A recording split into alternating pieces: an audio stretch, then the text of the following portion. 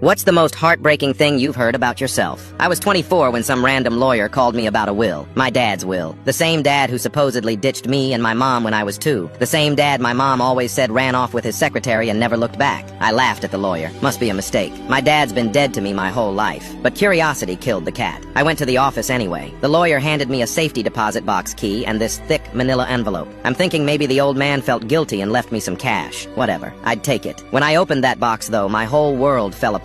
There were hundreds of letters, all addressed to me, starting from when I was 3 years old and going all the way up to last month. None of them ever sent. The first one said, "Happy 3rd birthday, Mason. I hope you got the bike I sent. Your mom probably threw it away, but I had to try." I never got any bike. I remembered that birthday. Just me and my mom eating gas station cupcakes because she spent our food money on cigarettes. Letter after letter. Pictures of me as a toddler that I'd never seen before. Me at a park. Me sleeping in a stroller. Me laughing at something off camera. All taken by him. Then I found the police reports. From when I was 4, 5, 6 years old. Missing person reports. My dad filing them over and over again. The cops kept telling him there was nothing they could do. My mom had legal custody and the right to move wherever she wanted. There were receipts for private investigators. Phone bills showing hundreds of calls to our old number that always went straight to voicemail. One letter from when I was 8 said, "I saw you at the grocery store today. You were with your mom and some guy with a black eye who kept yelling at you both. I wanted to run over and grab you, but I knew you'd be scared. You don't even remember me. I followed you home to make sure you were safe, but I couldn't do anything else." I remembered that guy, Rick. He put me in the hospital twice before my mom finally kicked him out. My dad was watching. My dad was there. Another letter said, "Your mom told everyone I hit her. She showed them fake bruises she made with makeup. Now your grandparents won't even talk to me. They think I'm dangerous. I've never hit anyone in my life. I just wanted my son back." The last letter was dated 3 weeks ago. "Mason, you're 24 now. Old enough to make your own choices. I know you probably hate me. Your mom did a good job making sure of that. But I want you to know I tried. I tried so hard to find you that I went broke. I hired lawyers, investigators, anyone who would help. I spent 22 years looking for my son. The worst thing wasn't losing you. It was knowing you would grow up thinking I abandoned you when leaving you was the last thing I ever wanted to do." My hands were shaking as I read that last part. There was a photo tucked inside. Me at my high school graduation. He was there, in the crowd, watching me walk across that stage. I never even knew. I called my mom immediately, started screaming about the letters and the lies. She broke down crying and admitted everything. Said she was young and scared and thought I'd be better off without him. Said she made up the abuse stories because she didn't want people asking questions when we moved 3 states away in the middle of the night. She said my dad tried to contact me when I turned 18, but she intercepted all his messages, deleted his emails, blocked his numbers. Even when I got my own place, she somehow kept him away. I found out later she'd been telling him I wanted nothing to do with him, that I said he was dead to me. All lies. For 22 years, I hated a man who spent every day trying to find me. For 22 years, he thought his son despised him for something he never did. The lawyer said he died of a heart attack, alone in his apartment. The walls were covered with pictures of me, pictures he'd somehow gotten from my social media, my work website, anywhere he could find them.